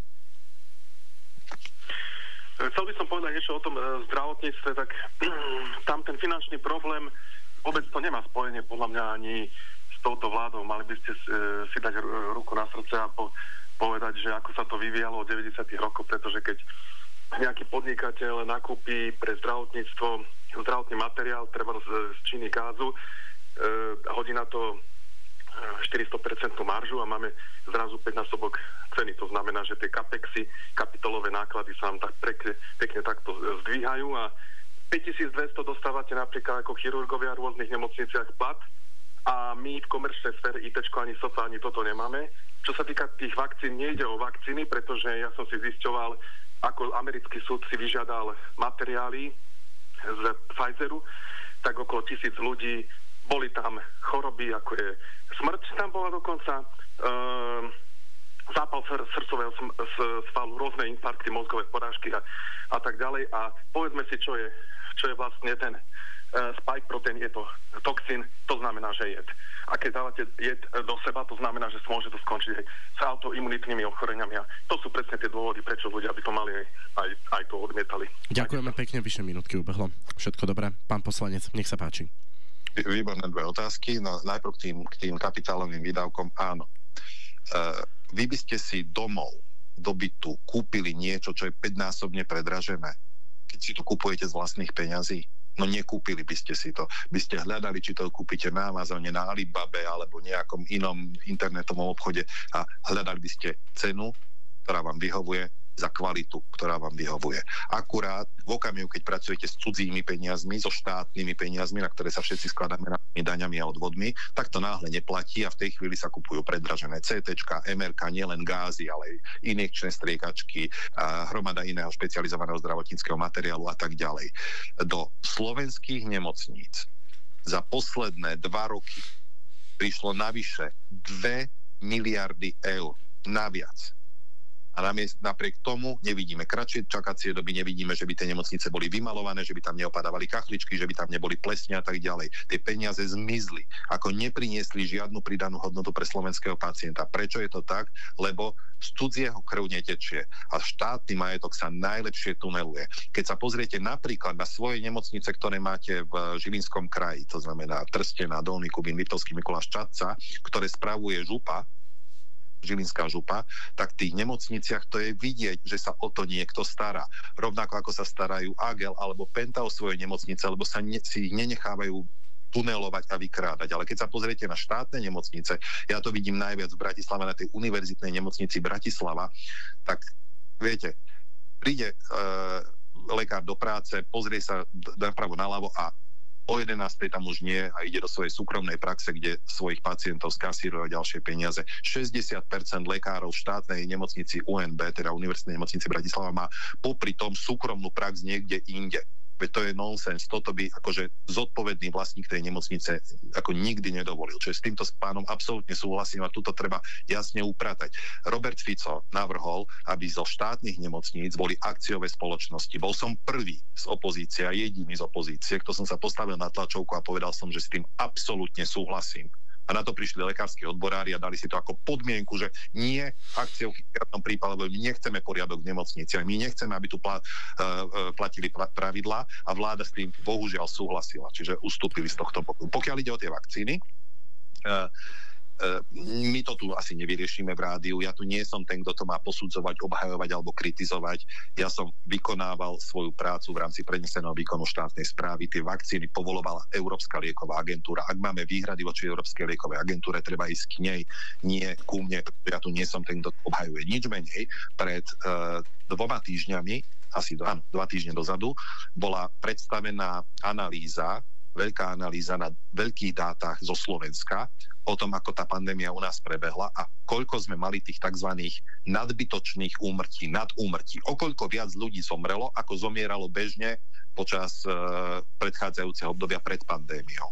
A tým pádom vieme vyčísliť, koľko si COVID vyžiadal obetí. Lebo zároveň sa analyzovalo, že či tí ľudia, ktorí zomreli, mali diagnostikovaný COVID v období pred svojou smrťou.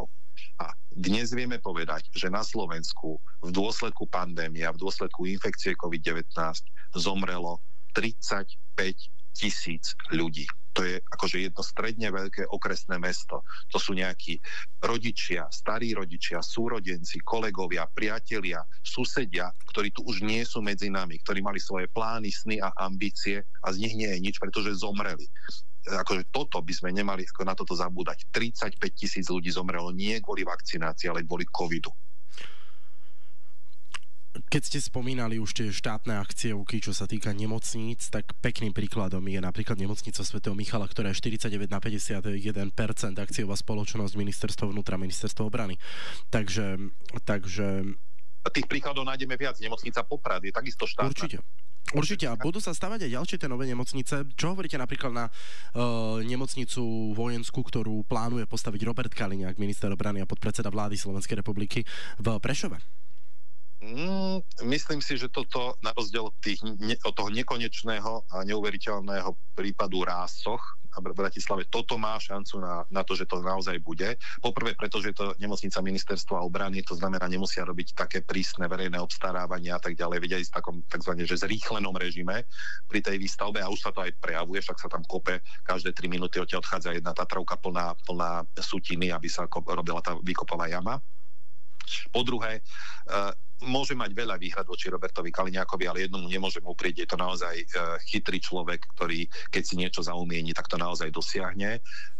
Ja som niekedy tak často hovoril, keď, viete, tá nemocnica svätého Michala je akciovka práve vďaka Kaliňákovi. A ja sa vtedy, keď z toho urobili akciu... Vtedy bol minister vnútra, tak určite. Vtedy bol ministrom vnútra. A vtedy, keď to urobil, som ho verejne pochválil a vravím, že škoda, že nie je Robert Kaliňák ministrom zdravotníctva, a to by sme mali potom akciovky aj v ostatných nemocniciach. Ja si myslím, že on to dá a držím mu v tom palce, že tá prešovská nemocnica, nielen jemu, ale teda všetkým Prešovčanom a ľuďom z tohto regiónu prešovského, lebo tá nemocnica je naozaj šancou, že by štát ukázal, že vie niečo postaviť, lebo za tých 30 rokov sme tu v zásade okrem toho svätého Michala nepostavili, že nič.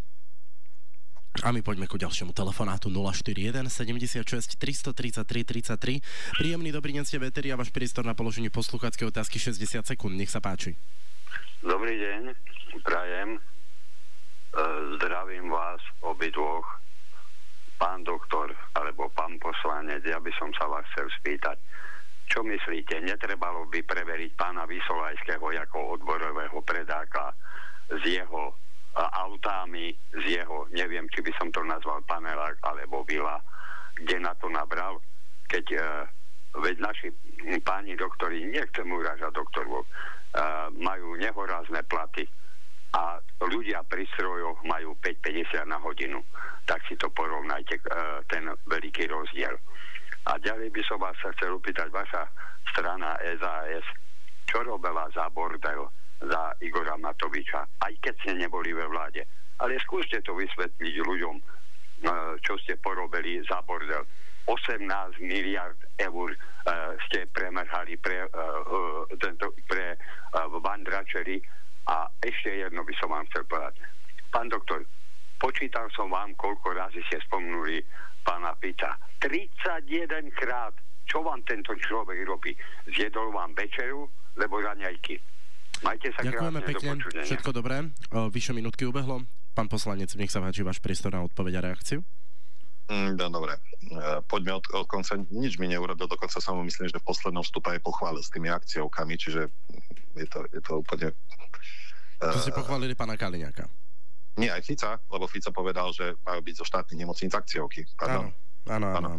Zabudajme, ako každému meriam rovnakým metrom a v tomto prípade som ako jediný poslanec opozície sa postavil a zvolal som kvôli tomu tlačovku a povedal som, že tu, akože hoci sa s Ficom v mnohých veciach nezhodujem, v týchto veciach, čo sa týka zdravotníctva, keď mal takú tlačovku za Dolinkovej, 80% toho, čo povedal, by som podpísal kedykoľvek, ráno, na obed, večer, v noci. Keby to navrhli, že budú z toho akciovky a bude za taký vládny návrh hlasovať. O to pokoj. To, čo sa dialo za minulej vlády je to, že Saska protestovala proti Matovičovi, pretože Matovič úplne uletel, spôsobil veľkú frustráciu vo veľkej časti národa. My sme sa voči tomu vymedzovali, nakoniec sme kvôli tomu odišli z vlády. Neviem, o akých 18 miliardách je reč. Možno by to chcelo lepšie vysvetliť. No a pokiaľ ide o toho Vysolajského a to preverovanie majetkov a podobne. Takto, myslím si, a už som to odpovedal na vašu otázku, nemocniční lekári majú dnes v slovenských nemocniciach dobré mzdové ohodnotenie. Ich priemerná mzda je vyššia, ako je napríklad mzda v Čechách. To znamená, už sa im neoplatí kvôli mzde odchádzať do Čiech. Možno sa im oplatí kvôli pracovným podmienkam, kvôli iným veciam, ale nie kvôli mzde. Platení sú dobre. A teraz je otázka, čo z toho má slovenský pacient. Hej.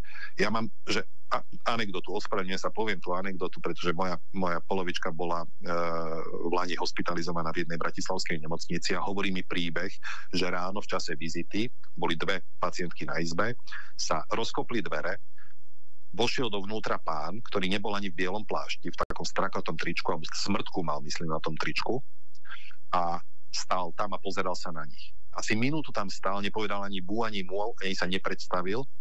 Potom sa spýta, a vy sa mi nepredstavíte tým ženám, ktoré ležali v posteli? Namiesto toho, aby prišiel slušne, povedal som doktor XY, doktor Mrkvička, prišiel som na vás pozrieť, keby si prečítal tú teplotnú tabuľku a zistí, ako sa volá ktorá pacientka, tak on akože takýmto spôsobom prišiel do tej miestnosti. Nechcem generalizovať, sú ľudia, ale toto sú že elementárne komunikačné zručnosti, ktoré ako keby nepodporujeme a za toto majú dostávať ešte vyšší plat. Čiže ja rozumiem tej otázke. Ešte jednu tému k tomu mám.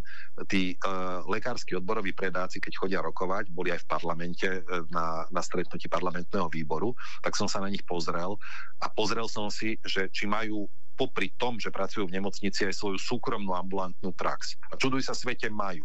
Tak som si pozrel na Finstate, aký majú obrat, koľko peňazí sa premlelo cez tú ich ambulanciu, tak to bol ako keby druhý plat, ako keby raz toľko zarábali za 10 hodín ambulovania týždenne, to znamená, v nemocnici robia na papieri 40 hodín, v skutočnosti možno 25, a potom ambulancii 10 a zarobia dvojnásobok svojho platu. A potom som si pozrel ich webovú stránku a na webovej stránke mali, že nekresťanské poplatky. Ako jeden gynekológ, ktorý je vo výbore tých odborárov v Bratislave, má poplatok od pacientiek vo výške 800 až 1000 eur za sprievod tehotenstvom. Keď žena otehotne, zaplatí mu 1000 eur a on jej potom robí preventívne prehliadky v tehotenstve, ktoré by mali byť zo zákona zadarmo. Hej? Čiže určite tu treba urobiť poriadok, treba si na to posvietiť a som hlboko presvedčený, že by riaditelia nemocníc mali mať kompetenciu a právo z takýchto ľudí, ktorí tú nemocnicu tunelujú, reálne tunelujú, že si vyberajú hrozienka, zoperujú pacienta v nemocnici a potom si to skasírujú vo svojej súkromnej praxi, že by to mali mať možnosť riešiť a s takýmito ľuďmi ukončiť pracovný pomer. 041 76 333 33, to je telefónna linka, na ktorú neustále telefonujete, jeden z posledných telefonátov dnešnej debaty. Príjemný dobrý deň, ste v éteri a váš priestor na položenie otázky 60 sekúnd. Haló, počujem. Nech sa páči, môžete... Počujeme sa? Nech sa páči. No, dobrý deň, zdravím vás. Chcem sa spýtať, pán doktor, ste doktor, študovali ste 6 rokov, možno, že máte aj atestácie. No, odpovedali ste tomu posluchačovi na otázku. Čo môže spôsobovať spike protein? Vy hovoríte, že ste to robili organizačne. Ja sa vás pýtam ako doktora, pretože ako doktor vy nepredpíšete nospu na to, keď má niekto chrípku, ale predpíšete mu lieky, ktoré sú účinné. A keď propagujete niečo, musíte o tom vedieť, či to je správne. Pretože EMA, keď to kontrolovala to papierovo. Nerobili sa žiadne skúšky. A SAUKA to mohla urobiť tie skúšky. Lenže bolo to zakázané však. Takže normálne skúšky laboratórne sa na injekcie, nemôžem to povedať, že sú to tieto, že sa nerobili. A potom ešte druhá otázka. Počuli ste už o Kochovom inštitúte? Aký bol názor ich, že rúška boli totálne neúčinné? Ďakujem. Dve otázky, dve odpovede. Ďakujeme pekne. Takže tá prvá otázka bola respektíve druhá posledná o neúčinnosti rúšok a potom o tom proteíne. Nech sa páči, pán poslanec. Pardon, akože ja nie som naozaj že virológ. Spike proteín je nie je vec, ktorá je vlastnosťou covidového vírusu. Vírus je taká časť genetickej informácie obalená v takom obale z proteínu a niekedy z toho proteínu trčí taký nejaký kus toho proteínu do priestoru, preto sa to volá spike, lebo je to trčiace. Pre vírus COVID-19 to bola typická vec, že ten vírus bol typický týmto spike proteínom a keďže bol ním typický, tak sa aj tie vakcíny sústreďovali práve na tento spike proteín, ale skutočne nie som tu ten odborník a určite sa nebudem za ňoho pásovať, aby som komentoval či už spike proteíny alebo iné virologické veci. Na to tu, ako telefonujúca pani veľmi správne povedala, máme iné inštitúcie ako Akadémiu vied, ako máme Európsku liekovú agentúru a áno, prebehli tam nejaké testovania, naozaj bolo tam nejaké klinické skúšanie, ale nebolo v takom rozsahu, ako sa robieva pri iných liekoch, pretože sme nemali na to čas. Normálne klinické skúšanie trvá možno 10 rokov. Keby sme čakali 10 rokov s vakcínami, tak nám to zomrie nie 35 000, ale 350 000 ľudí. Tá smrtnosť toho vírusu na začiatku v tej prvej a druhej vlne bola zhruba 1%, to znamená, každý z tých nakazený zomrel. No a pokiaľ sa týka tých rúšok, ja rozumiem, že po internetoch lietajú všelijaké typy informácií a nie každý dokáže tie informácie úplne odlíšiť, ale to, že by rúška nepomáhali, to nie je pravda. Rúška reálne pomáhali a každému odporúčam. Teraz je napríklad veľmi silná chrípková sezóna. Ste si možno všetci všimli, rotujú tu vírusy chrípky A aj chrípky B, často aj s ťažkými priebehmi, 39 stupňové teploty a tak ďalej. Prosím vás pekne, noste rúška, keď budete chodiť do spoločných priestorov a bojíte sa nákazy, ste starší človek, máte diabetes, chodíte na dialýzy, ochorenie, treba používať ochranné rúška. Práve preto nenakazili, pretože kvapôčkovou infekciou sa tieto vírusy dokážu šíriť nielen covidový, aj chrípkový, aj ďalšie. Čiže neexistuje, že by Kochov inštitút, renomovaná inštitúcia v Berlíne, povedala tento názor, ale rozumiem, že po internete sa šíria rôzne z kontextu vytrhnuté informácie, ktoré si jednotlivé tábory roztlieskavajú ako chcú, ale rúška naozaj pomáhajú, takisto ako pomáha umývanie rúk, dezinfekcia, tak pomáhajú aj rúška.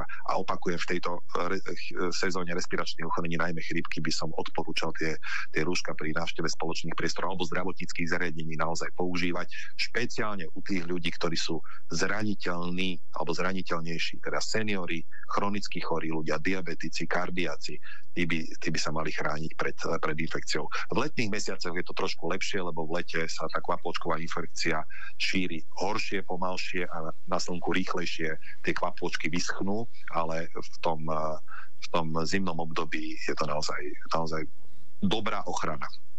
Plynule prechádzame ku SMS-kám a e-mailom, ktoré ku nám prišli počas celej debaty. Strana SAS by si mala spýtovať svedomie za to, že neumožnila očkovať občanov Slovenska vakcínou Sputnik a zapričinila chaos celej pandémii. Chcem vedieť, prečo pán minister školstva neurobil nič pre odborné školy.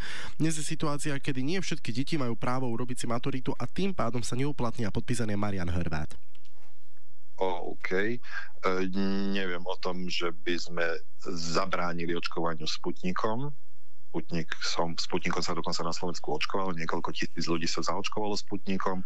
Jediná požiadavka bola, aby to prebiehalo v súlade s nejakými predpismi a ono sa stalo to, a toto ja budem opäť tej Matovičovej vláde vyčítať. Myslím si, že pán, ktorý mi vyčítal, že často hovorím o Ficovi, tak by mal si všimnúť, že veľmi často hovorím o Matovičovi, častejšie možno než o pánovi premiérovi.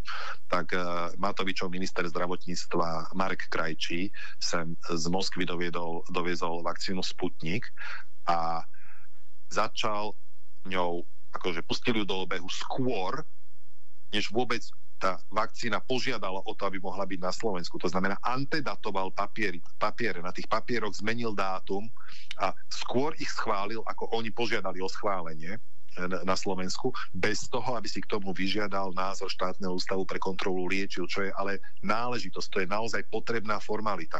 A keď sa na to štátny ústav pre kontrolu liečiv na ten Sputnik pozrel, tak zistil, že v dokumentoch, ktoré im poslal výrobca tej vakcíny, je napísané niečo iné, ako bolo v tých skúmavkách, lebo tie skúmavky mali iné charakteristiky, ako boli tie papiere, ktoré im k tomu priložili. Skrátka, oni nám dodali niečo iné na papieri a niečo iné v realite. Čiže bola tu absolútne jasná, že nezrovnalosť, ktorú bolo treba vysvetliť, ale strana aj s tým v zásade, čo mohla urobiť. Minister zdravotníctva bol z Oľano, čiže tam akorát sme to mohli verejne kritizovať.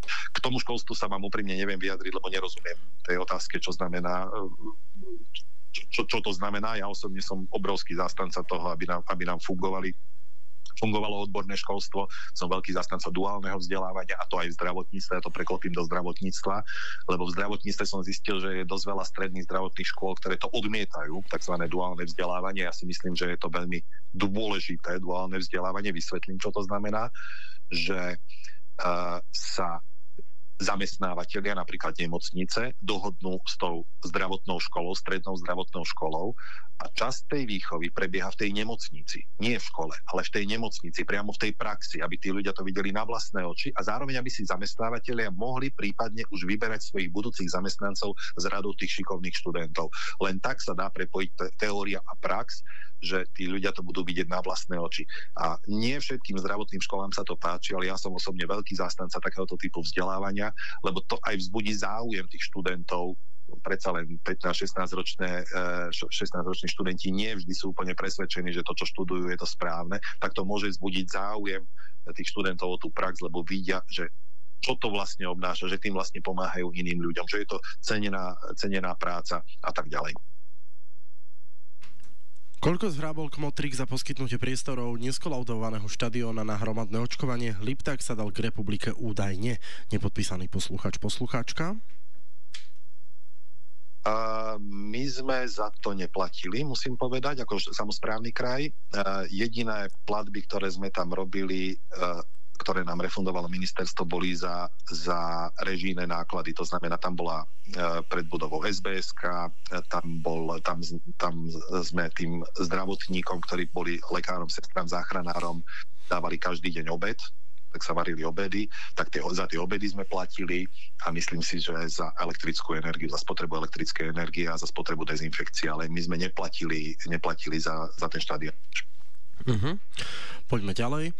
Takže lekári neberú úplatky, ale dary. Aha, už sa nečudujem, že nepoznám lekára, ktorý býva v nájomnom byte, vozí sa na Škodovke, či na dovolenku chodí na Slovensko. No, to sa komentuje samé. Takto, ale prosím pekne, ešte by možno som to menej zdôraznil počas toho doterajšieho rozhovoru, tak teraz by som to trošku zdôraznil viac. Sú lekári a lekári. Ako nechcem skutočne, ako sám som vyštudoval tú medicínu, nechcem všetkých hádzať do jedného preca. A sú odbornosti, sú špecializácie, ambulantné špecializácie, lebo celý čas ten štrajk a tie výpovede sa týkali nemocničných lekárov. My sme tu úplne zabudli na ambulancie a zabudli sme sa rozprávať o ambulanciách. 70% zdravotnej starostlivosti, teda väčšina zdravotnej starostlivosti sa poskytuje v ambulanciách, nie v nemocniciach. A viete, keď peniaze budeme prioritne posielať do nemocníc, o to menej pôjde do ambulancií. O to dlhšie budú čakacie doby v tej ambulancii, o to menej tých ambulancií bude, o to ďalej budeme musieť za tým doktorom cestovať a o to väčšie poplatky bude ten lekár pýtať, keď to bude nedofinancovaná ambulancia. A teda sú ambulancia. Sú také špecializácie, pri ktorých tá platba zo zdravotného poistenia pre tú ambulanciu je tak mizivá, že naozaj takýto lekár si nemá ako, nie že kúpiť vilu, hej, alebo jachtu, možno ani auto. Ako vzorový príklad uvediem, ak nevyberá lekár poplatky, napríklad na pľucnej ambulancii, pneumofyziologickej ambulancii, tak má problém, aby na konci mesiaca si zaplatil svoje účty a aby zaplatil svoje sestričke aspoň minimálnu mzdu.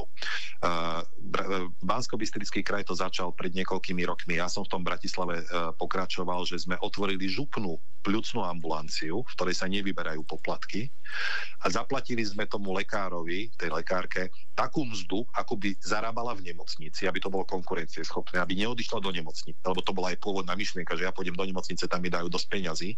A zaplatili sme tú mzdu tomu lekárovi, aby bola konkurencieschopná, zaplatili sme sestričke a na tej ambulancii prerábame ako župa, dotujeme ju, pretože ako súkromná firma by neprežila, keby nevyberala poplatky. Čiže ja rozumiem, že sú odbornosti, kde je potrebné to financovanie zlepšiť. Ďalšími takými príkladmi je napríklad detská psychiatria. O detskú psychiatriu ani nie je záujem, že ani študenti to nechcú si tú atestáciu robiť, lebo vedia, že keď to skončia, tak si nezarobia na slanú vodu.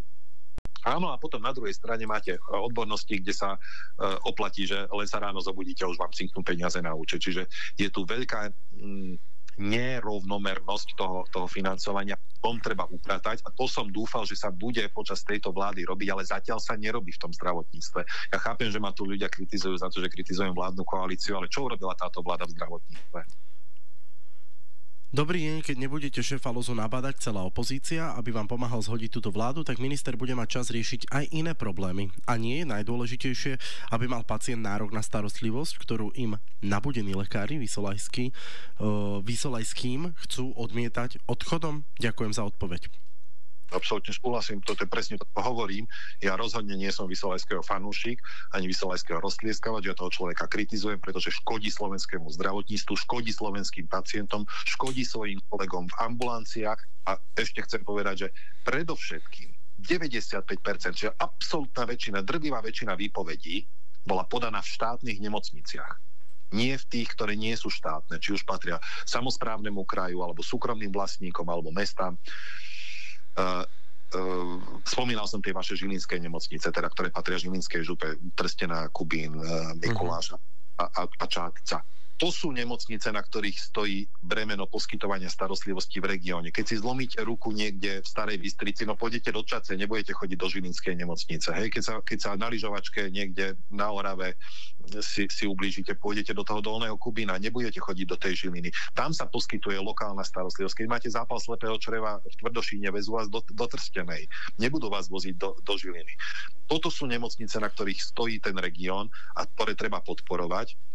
A nie tie nemocnice, ktoré sú štátne a ktoré sú bezodná diera, pretože tieto spomínané nemocnice, tie malé, dokážu hospodáriť vyrovnanie. Nechápem, ako je to možné, že v zdravotníctve nie sú peniaze, ale malé nemocnice, ktoré hospodária zodpovedne, dokážu hospodáriť vyrovnanie a do tých štátnych to je ako čierna diera. Bez ohľadu na to, že sme tam naliali dodatočné miliardy peňazí, tak sa stále a stále zadlžujú viac a viac. Brusel sa nám vyhráža nejakou žalobou za to, že neplatia tieto nemocnice na čas faktúry.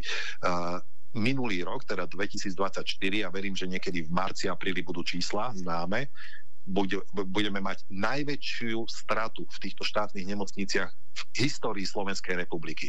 Napriek tomu, že sme tam naliali, že 2 miliardy dodatočne ročne, bez ohľadu na to, že ľudia platia od minulého roku nie 14% odvody, ale 15% odvody a nič za to nedostali.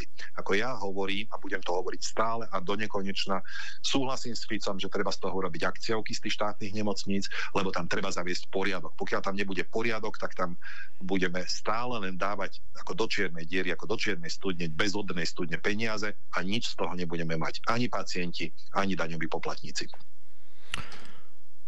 Pozdravujem obidvoch, toto je môj názor, nemusíte súhlasiť. Pán Salaj, môžete mi vysvetliť, prečo by som sa mal dať zaočkovať, keď výrobca vakcíny nič negarantuje a informovaný súhlas ľudia podpisovali až po podaní vakcíny? Ako je možné, že v prípade úmrtia očkovaného človeka jeho pozostali nemajú nárok na životné poistenie? Je to skutočne preto, že vakcína bola experimentálna? Ak by ste mali možnosť, podporili by ste v budúcnosti podobné očkovanie? A na záver, kúpili by ste si auto bez brzd a bez garancie? Ja nie. Pekný zvyšok nedele. S pozdravom, Stanislav zo Stráňov. Ja by som iba podotkol, že ten informovaný súhlas sa podpisoval pred podaním samotnej dávky. To som chcel rovno povedať, akože my sme ten proces naozaj vytunovali do detailov a samozrejme súhlas, informovaný súhlas musíte podpísať predtým. Ak sa niekde podpisoval, potom je to non lege artis, nesprávny postup a tak nech niekto popoťahuje, nech sa páči, ale u nás sa určite podpisoval predtým, lebo to bola podmienka toho, aby sa človek mohol presunúť na vakcinačné pracovisko. Určite by som si nekúpil auto bez brzd a bez ochranných prvkov. Tak prečo, teda neviem, či vy ste sa dali zaočkovať, to je osobná otázka, ale prečo ste teda potom podporovali očkovanie proti covidu? Pretože zabraňovalo zabraňovalo smrti, prípadne ťažkému priebehu covidu, na čo sú štúdie, na čo evidentne máme dôkazy, aj ex post máme tie dôkazy. Čo je dobrá ale poznámka v tom celom, čo sa poslucháč pýta, je, že každá liečba alebo každý zákrok v oblasti zdravia má svoje možné potenciálne nežiaduce účinky. Nežiaduce účinky sa nachádzajú, otvorte si príbalový leták akéhokoľvek lieku. Akože keď si ho prečítate, že čo všetko môžete mať, tak to možno by ste ani nemali jesť ani obyčajný paralén, hej? Lebo tam máte napísané, jeden zo 100 má taký, jeden z 1000 má taký a tak ďalej. Čiže každá terapia má svoje nejaké vedľajšie potenciálne nežiaduce účinky a tam je potrebné, a s tým absolútne súhlasím, toto som obrovský zástanca tohto, je potrebné nájsť mechanizmus preberania zodpovednosti za tieto nežiaduce účinky. Tam by mal výrobca alebo nejaký fond, nejaká poisťovňa, zaisťovňa alebo štát mať nejaký fond na to, aby odškodňoval ľudí v prípade, že k takýmto vedľajším následkom dôjde. A keďže sa to deje s nejakou frekvenciou, jednak niekomu, jednak 10 000, jednak 100 000, tak sa to dá to riziko aj vyčísliť a to riziko sa dá tým pádom aj poistiť. To znamená, áno, tie firmy, veľké farmaceutické firmy sú poistené voči nežiaducim účinkom a áno, mali sme takéto niečo mať aj pri covidových vakcínach. Prečo by sa mal človek teraz očkovať? No, v tejto chvíli covid už nie je až takou nebezpečnou hrozbou, pretože už tak dlho koluje v populácii, že už máme všetci nejaký typ a level, hladinu teda tých protilátok vybudovanú. U koho sa to možno oplatí robiť, sú tí najzraniteľnejší ľudia, napríklad takí, ktorí sú na dialýzach. Viete o tom, že 7-krát častejšie zomierali dializovaní pacienti na COVID ako ostatní pacienti. 7-krát častejšie. Čiže pre niektoré cieľové skupiny je to naozaj vhodné, to očkovanie, ale čo by som dnes odporúčal, je určite chrípka. Na chrípku podceňujem, lebo tá je tu s nami stovky rokov, ale potom prichádza v takých veľkých závanoch ako tá španielská alebo hongkongská. Každý rok na Slovensku na chrípku zomrie asi 1000 ľudí. A toto už nie sú experimentálne vakcíny. Toto sú vakcíny, ktoré tu s nami desiatky rokov. To znamená, tu už sa nebavíme o spike proteínoch a iných hlúpostiach, ale tu sa bavíme o tom, že ročne nám na Slovensku zomrie 1000 ľudí v dôsledku toho, že chrípka, alebo najčastejšie tak, že dostane človek chrípku, týždeň si položí v posteli, popije čaj, ale za ten týždeň sa mu tak vymlátia tie baterky v tele, ktoré má, že potom do mesiaca zomrie na iné ochorenie, napríklad dostane infarkt alebo mozgovú porážku, častejšie ju dostáva potom, ako absolvoval tú chrípku. Čiže ešte jedno očkovanie, ktoré veľmi roztlieskávam a veľmi ho považujem za dôležité, je očkovanie proti HPV vírusu, teda ľudskému papilomavírusu, ktorý preukázateľne spôsobuje rakovinu krčka maternice. Na rakovinu krčka maternice na Slovensku zomrie asi 300 žien každý rok. Je to strašne nepríjemná choroba, lebo to človeka zabije už v mladom veku, relatívne mladom veku. 30-tničky, 35-ročné ženy zomierajú na rakovinu krčka maternice a dá sa tomu predísť očkovaním proti HPV. Krajiny, ktoré to očkovanie proti HPV robili vo veľkom už dávnejšie, ako napríklad Austrália alebo Škótsko, tak prakticky zničili, vykinožili túto rakovinu zo svojich diagnóz. Čiže tým by sme dokázali skvalitniť život, predĺžiť život ženám, ktoré takýmto ochorením trpia. A nie len ženám, pretože tá rakovina spôsobená vírusom HPV sa môže týkať aj mužov. Poďme ďalej, pán poslanec. Aký máte názor na ľudí aj lekárov, ktorí tvrdia, že COVID neexistuje, že to je len taká chrípočka a uverili blúdom? Pýta sa posluchač Jozef.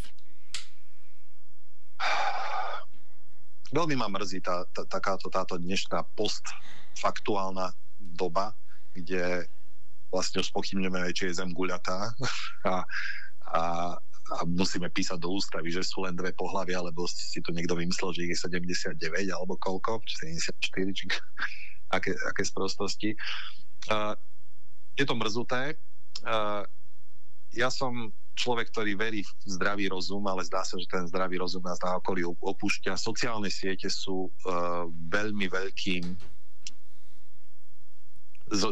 vo veľkej miere zodpovedné za to, že šíria nezmysly. V každej bubline, aj v tej jednej bubline, aj druhej, aj tretej, sa ľudia sami seba presviečajú o tom, že takto to je, hoci to tak možno vôbec nie, ale tie sociálne siete vám podsúvajú ten obsah. Čiže ťažko sa na tých ľudí hnevať, že naleteli. Nie každý je odborník na všetky problematiky, len na slovenskom internete sú odborníci úplne na všetky problematiky, od geopolitiky, epidemiológie až po letecké nešťastia. Každý rozumie úplne jasne a všetkému. Ja si myslím, že asi tie sociálne siete sú tým hlavným spúšťačom toho, že sa šíria medzi ľuďmi nezmysly a hlúposti, ale neviem, čo s tým. Nie som ako liberál človek, ktorý by presadzoval zákaz takýchto vecí. Ale keď chce niekto veriť tomu, že Zem je plochá, tak nech tomu verí, nie? Takto. Sú niektoré viery, ktoré vám... Ja by som to neklasifikoval na viery, pán poslanec.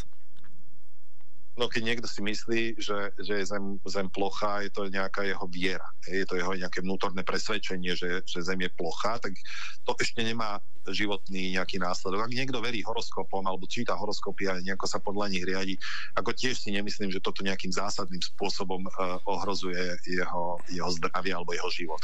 Ale keď niekto verí, že keď bude kloktať savo, tak mu bude lepšie, tak to už je niečo, čo mu zásadne zasahuje do jeho zdravia a môže ohroziť na živote jeho alebo jeho blízkych. Nech sa páči, poďme ďalej.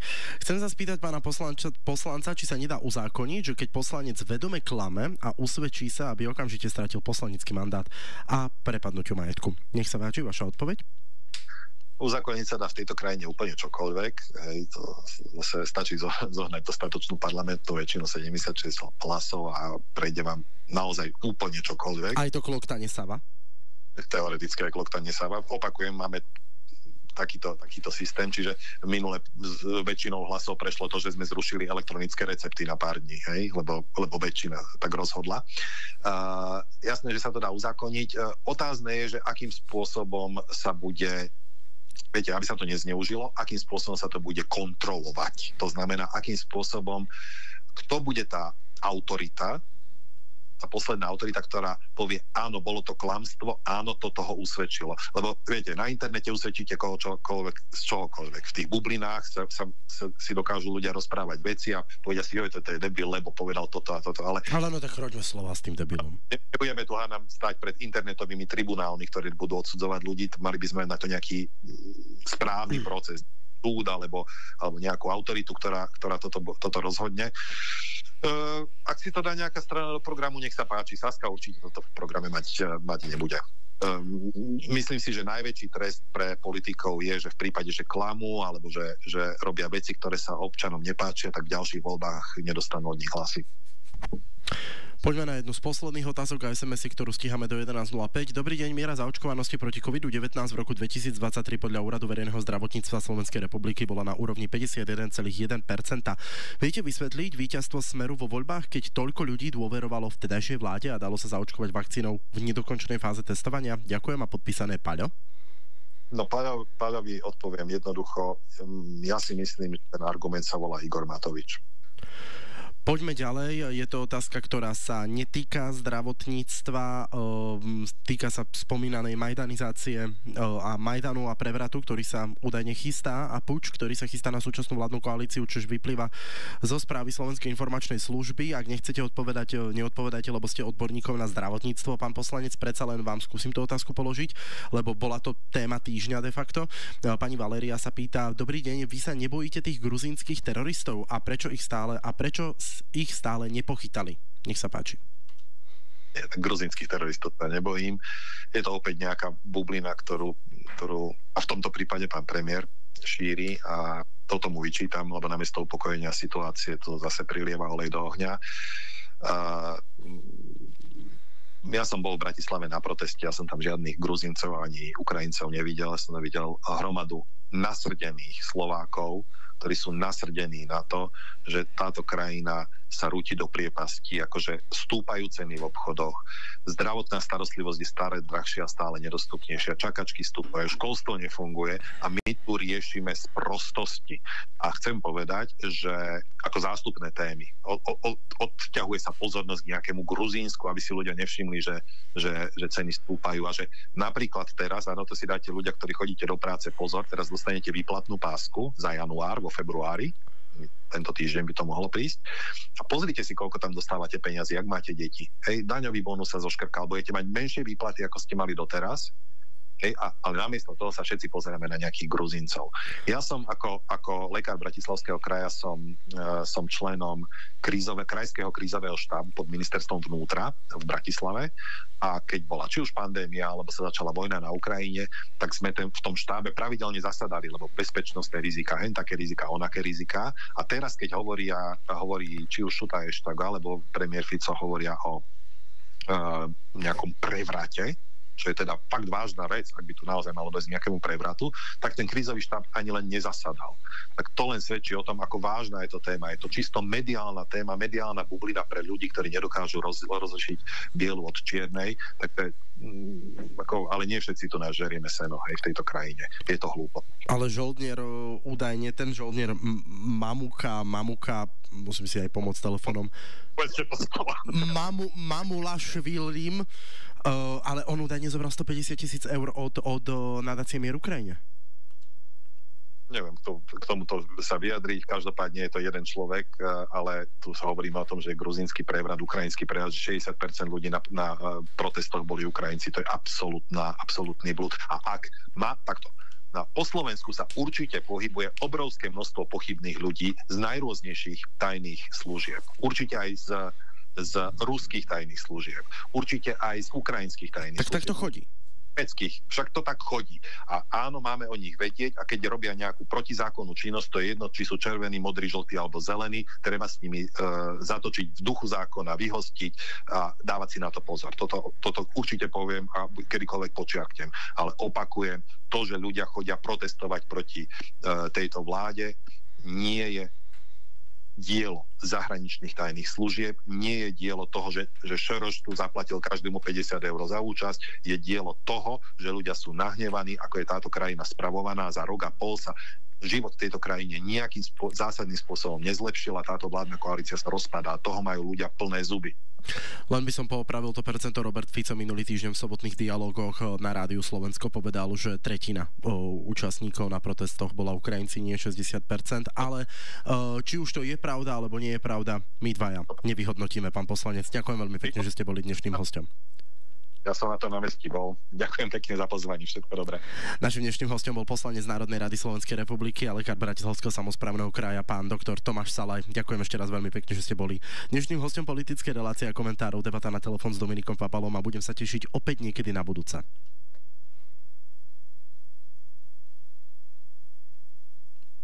Reláciu Debata na telefón vám priniesol Kávoholik. Vaša cesta k zážitku z kávy.